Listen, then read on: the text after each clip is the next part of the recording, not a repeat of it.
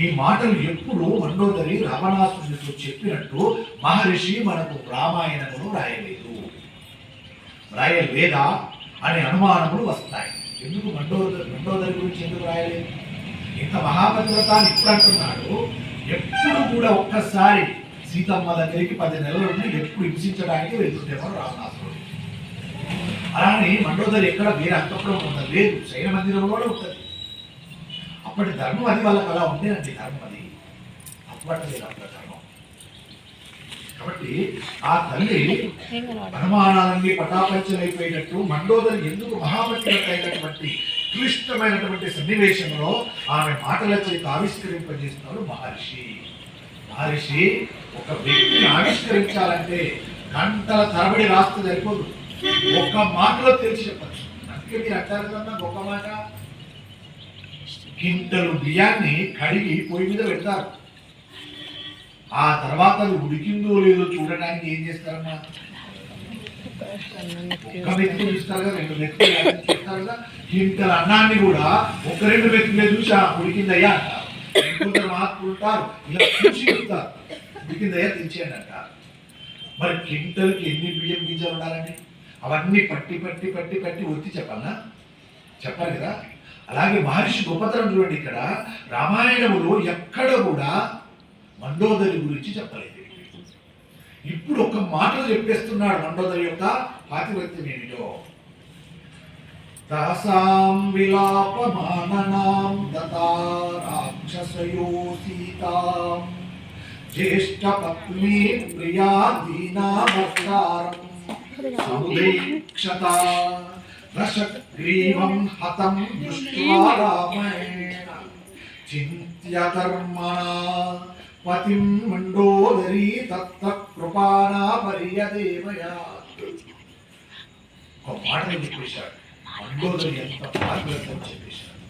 మనము అంత బియ్యాన్ని ఒక మెతుకు చూసి ఉడికిన ఎలా చెప్తున్నామో మహర్షి ఉదయం కూడా మహర్షి ఒక మాట చెప్పేశాడు. అంటే మీరు అనొచ్చు, ఆయన ఒక మాట చెప్తే అయిపోతుందా మండోదరి అని మీరు అనొచ్చు. మరి మీరు ఇంత పెద్ద గంజు అన్నమండి, అందులో ఒక్క మెతుకు చూసి చెప్తే మరి ఈ ప్రశ్నించడం అక్కడ అడగద్దా? మీరు ప్రతి మెతుకు మొట్టి చెప్పాలని చెప్పనచ్చు కదా అంటారా? అన్నారు. ఇక్కడ అంతే, మహర్షి ఒక మాట అన్నాడు అంతే, మహత్యం అయిపోతుంది.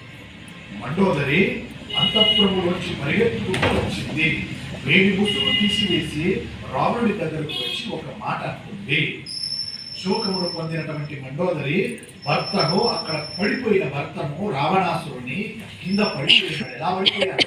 వక్రంలో బాణము దిగి అది భూలోకములు దిగిపోయి మళ్ళీ వచ్చి రాముడి యొక్క తూమిలో పడిపోయింది.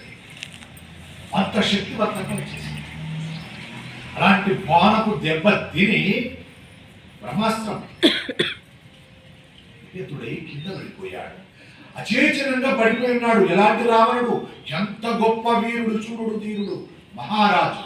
అలాంటి రాజు భూమి నేల మీద పడినాడు. అలా పడిపోయి విహతుడై పడిపోయినటువంటి రావణాసురుణ్ణి ఆ మండోదరి విషయం తెలవగానే గబగబా ఉరికొచ్చింది. ఎలా? మేలిమి ముసుగు తీసేసుకొని వచ్చింది. మేలిమి ముసుగు అంటే మీరే ఉన్నారు. మామూలుగా ఏదో జరుగుతుంది అనుకోండి, ఏమో జరుగుతుందని చెప్పని మీరు మరి ఎలా పడితే అలా వచ్చేది కదా, చక్కగా పువ్వు 2గా కప్పేసుకొని అలా వచ్చి చూస్తారు కదా. అదే ఆపద ఉందనుకోండి, ఆపద ఉన్నప్పుడు మీరు చీర చక్కగా పట్టుకున్నారా, కొంగు మంచిగా చక్కగా పట్టుకున్నారని చూస్తారా? ఇంట్లో వాళ్ళకి ఆపద కలిగిందని తెలియగానే ఉన్నది ఉన్నట్టు అక్కడ వదిలేసి మీ వస్త్రం పడిపోతుందా, కింద పడిపోతున్నారా, జారి పడిపోతున్నారా, ఏది చూసుకోకుండా అలా పరిగెత్తుకుంటూ పోతారు కదా. మండోదరి కూడా అలానే ఉరికింది, అలా పరిగెత్తింది. రావణాసురుడు పడిపోయాడా? ఇందాకే చెప్పాను, నేను వెళ్ళేటప్పుడే చెప్పాను, వద్దు వద్దు వద్దు అని ఎన్నో మాటలు చెప్పాను, వినలేదు.